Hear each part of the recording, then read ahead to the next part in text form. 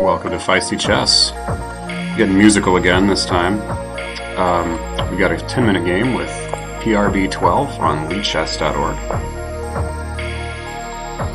We got a Sicilian. It's been a while since I've recorded a Morra Gambit. Still playing this thing. Still loving it. We'll pre-move that capture. Our opponent's not going along with our plans. We'll just develop. Okay, and we do have an accepted gambit.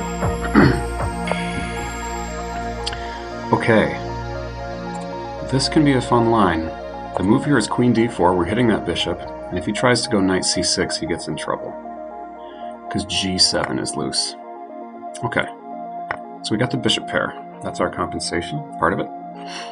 Bishop pair on an edge in development. We're still hitting g7, so probably knight f6 here. Maybe queen f6. Okay.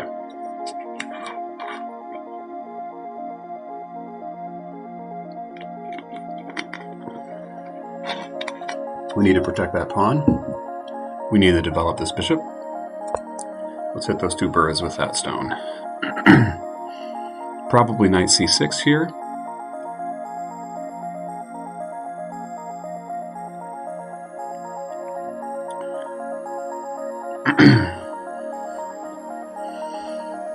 Yeah, there can be a fun line that arises here with where I give up 3 pieces for the black queen, but that's not going to happen. Black played h6. Okay, it's afraid of a piece coming to g5. Let's just get castled. That's something we want to do.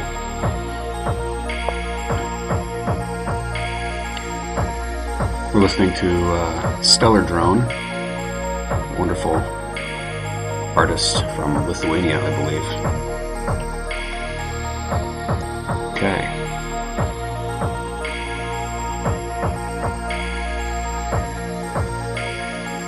Okay, I like the look of bishop f4, and then maybe getting the rook out and maybe loading up on this diagonal with our light square bishop and queen. Bishop f4 sort of threatens to plant the bishop on d6. And that just gets that piece out, so...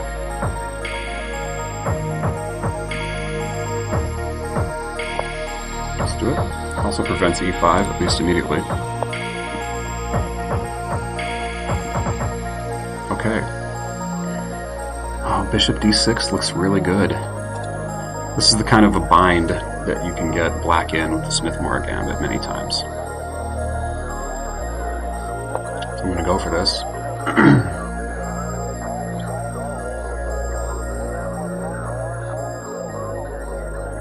We're completely developed. And black has a lot of work to do before he can get developed. That light square bishop of his is going to be a real problem.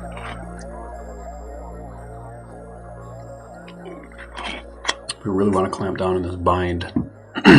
Now's the time for e5, I think.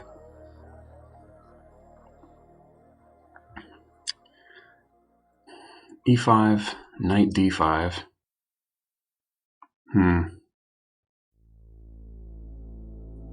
Well, no, I can just take if he goes d5.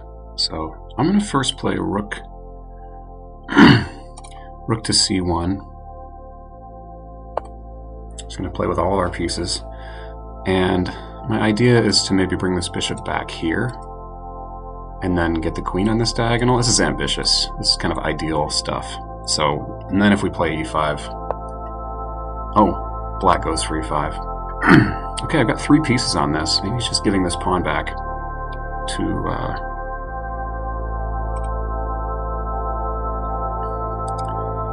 try to equalize, but I don't think he equalizes. Take with the knight.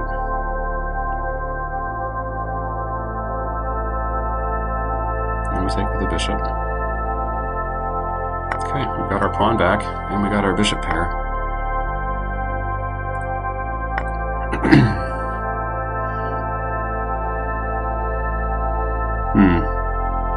I see now. He'll try to win e4. Yeah. But I can just double up black's pawns, and we'll have a small but steady advantage here.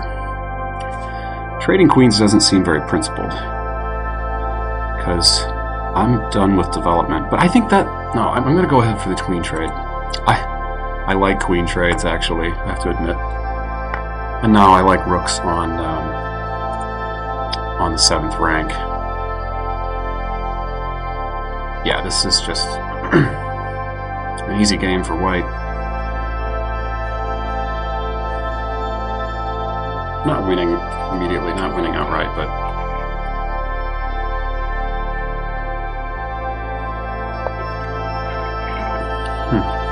Okay, he wants to go rook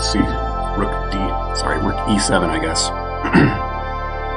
But doubling up rooks will prevent that idea. Until he moves his bishop anyway.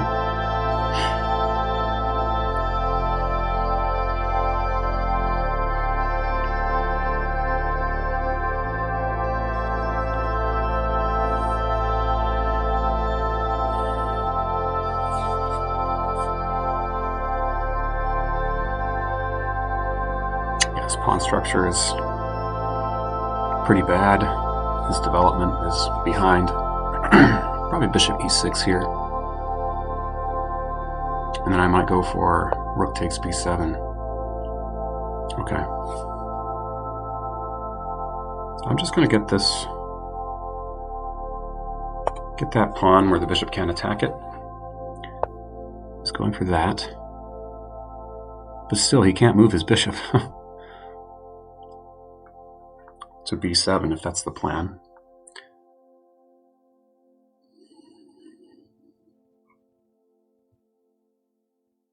Okay.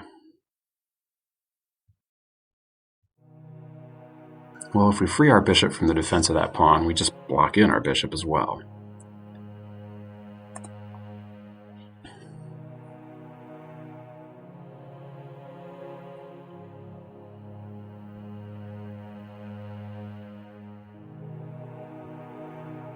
Okay, I like this idea. I'm going to come back to b1, and then I've got a2 to pressure this.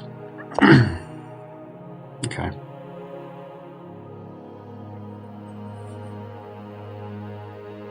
Now can we get 2 rooks on the 7th? Maybe a rook here, and then bring the other rook up?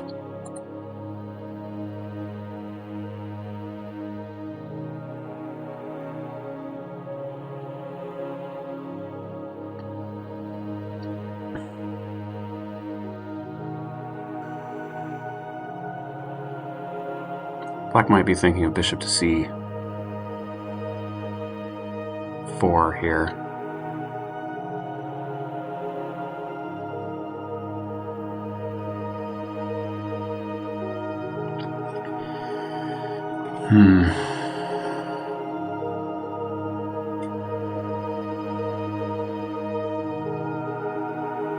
I like rooks to c6. Rook c6 looks good. I have to watch that back rank. Now, maybe rook to c6 comes next, but right now let's just shore that up. Let's get rid of our back rank problem and overprotect that pawn. Okay, white does want to try to trade. Black does.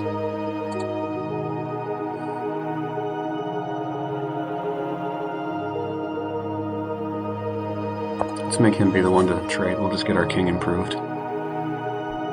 Pre-move this capture. He's got bishop c4. Yeah, okay.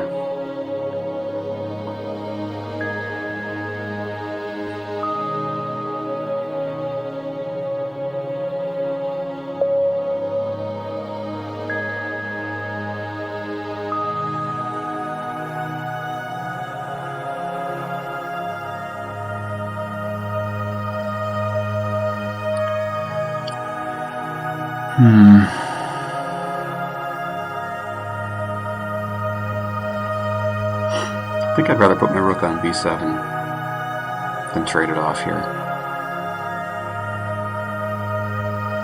That would just improve his rook too much. He's got this rook doing nothing in the corner, so let's keep it that way.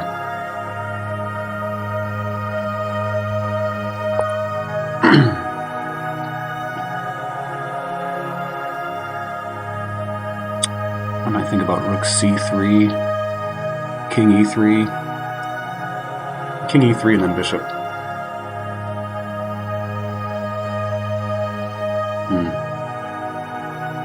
Rook b6 ideas, but he's just going to improve his king if I do that. His king to e7. So I would like to keep rooks on the 7th. Shuts the opponent's king out of the game.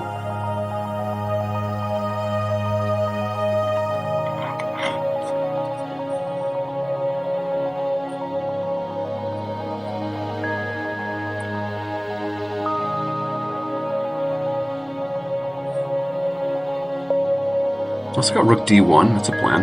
That's an idea. Okay.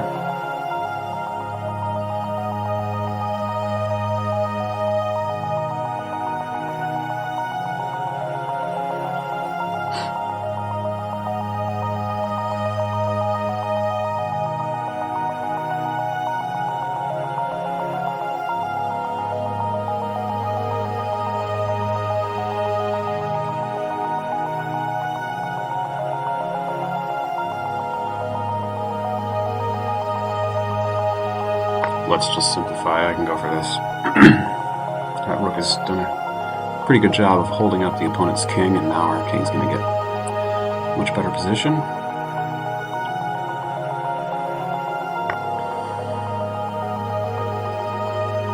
I'm even looking at sacking this pawn to get this rook on the 7th. Or on the 6th. I guess I get the pawn back pretty quickly, don't I?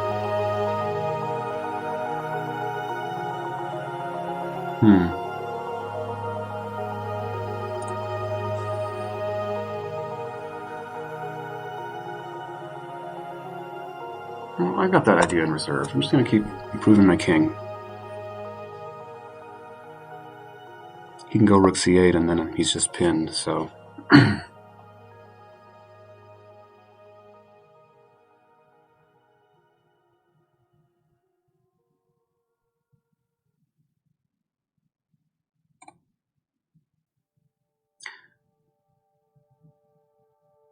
Okay, rook c3 looks good. This will support a move like b3.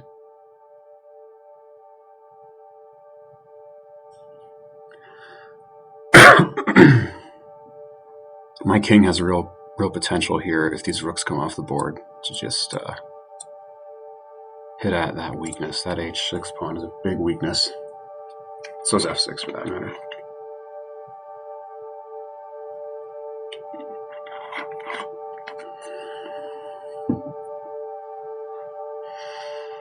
It's a good ending. It's a good ending in game for me.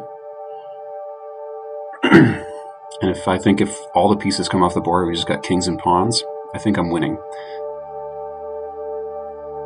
I think.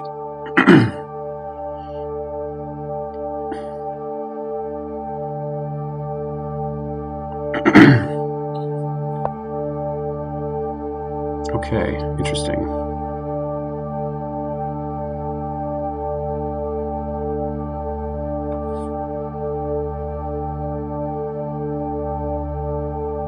What's the point of that move? Just to watch over the 7th rank, I guess? Okay. What if I try to trap this bishop?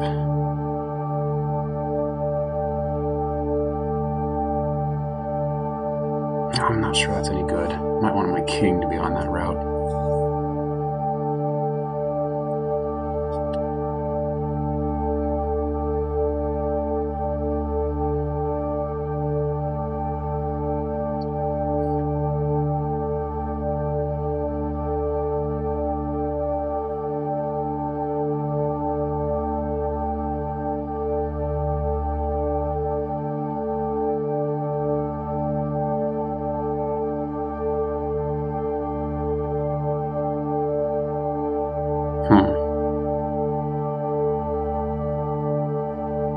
Okay, I'm gonna go for this. Oh, this is a nice little trap. He's lost his bishop now.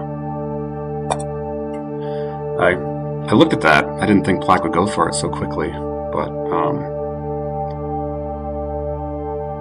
I saw that I had that king f2 to trap the bishop. He needed to go back to e6. And then my idea was to play something like a5, a4 maybe. Okay. Alright, good game. PRB 12. Not to be confused with PBR. Okay, let's look at it. Let's do the analysis board.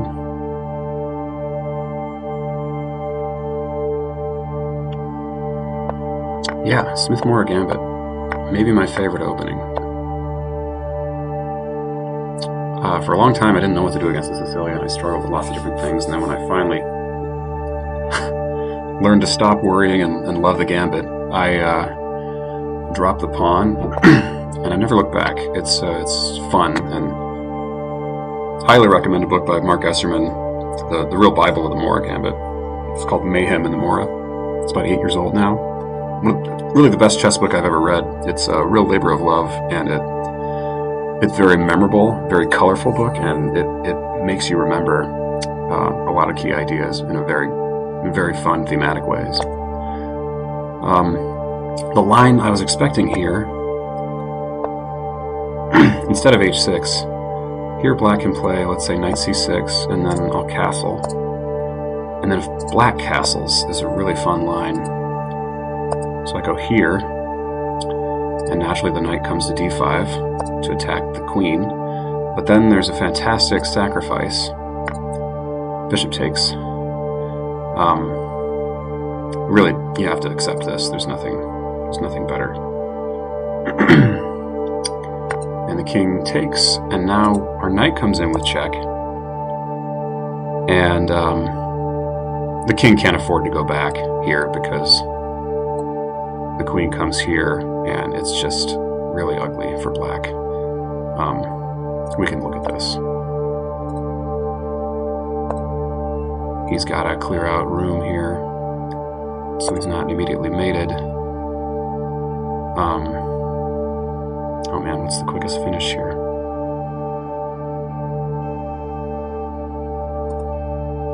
Yeah, queen h4, I think, h5, sorry. And then, yeah, anything black tries. So we're going after f7, but if he tries to put, say, his queen here, now this is going to be a mate because of that queen sitting on e7. So, yeah, ugly stuff.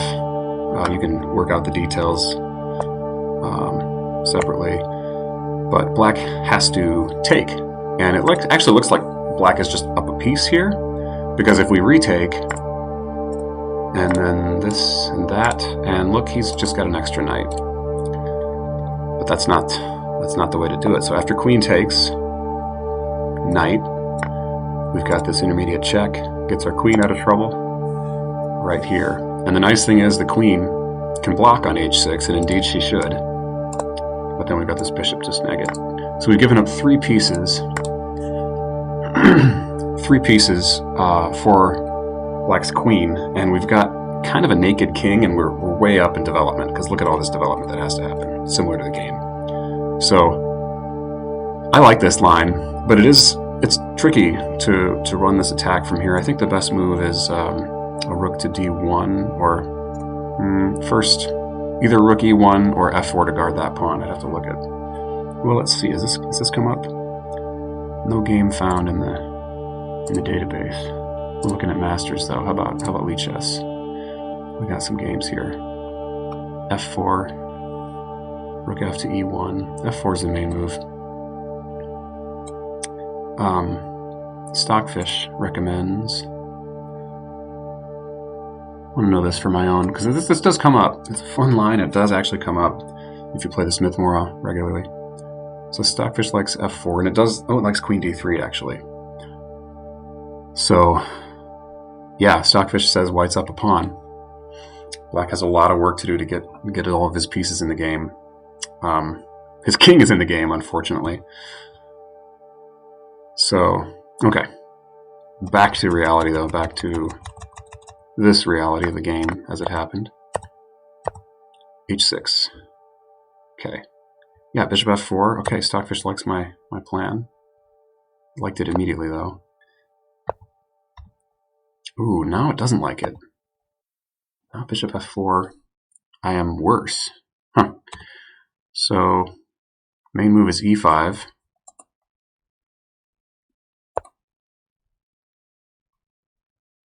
Yeah, and we've got master games here, or I should say these aren't necessarily master games. Knight d5, queen c4. Okay, so this pawn is going to do the bind instead of the bishop. It's not a bind immediately, but okay. Well, bishop f4 was good enough for the game, but not good enough for real. But now he needed to play d6. He didn't see this positional threat of that clamping bishop here. Yep, e5. Okay, I didn't go for e5 immediately, but still I've got an advantage. Note that white is still a pawn down here, and Stockfish evaluates it as a pawn up. The Morra Gambit's great because there's lots of sharp attacking kingside checkmating kind of lines, sacrificial stuff. But there's also lots of lines in the Morra that end up with just a positionally dominant position while you're down a pawn, and that extra pawn just is a bone in black's own throat here, preventing smooth development of his pieces, and his queenside just kind of lies dormant for much of the game. I think e5 was a nice attempt to try to get out of this bind. Yeah, and then d6, but it just allowed me to, I mean, I've equalized on material now, and this is just a strictly better endgame. Black has no advantages that can be turned into anything good here.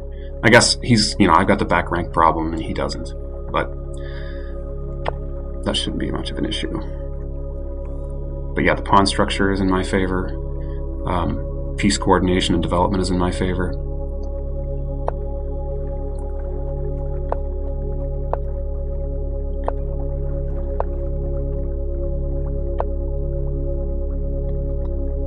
I didn't play super accurately here. So at this point, f4. Okay. Yeah, f4 and f5. Ooh, really taking away that bishop's... It's crazy how little scope that bishop has here. Here's the computer line. Get the bishop out like this, and then after f5, the bishop goes to a2. I think b3 would be a little better than a2, but it's a sad bishop there on a2. Then we can get our rook to c6. Rook 7 to c6, interestingly. I would go for 1 to c6, but I'm not Stockfish. So, yeah, so we nursed a positional advantage here. Tried to. Yeah, I didn't take here because this just allows black to develop his rook, and that solves his development problems for him.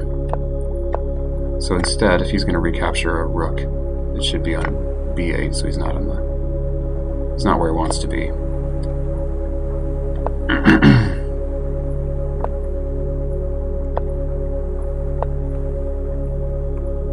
Yeah, bishop e6 was necessary.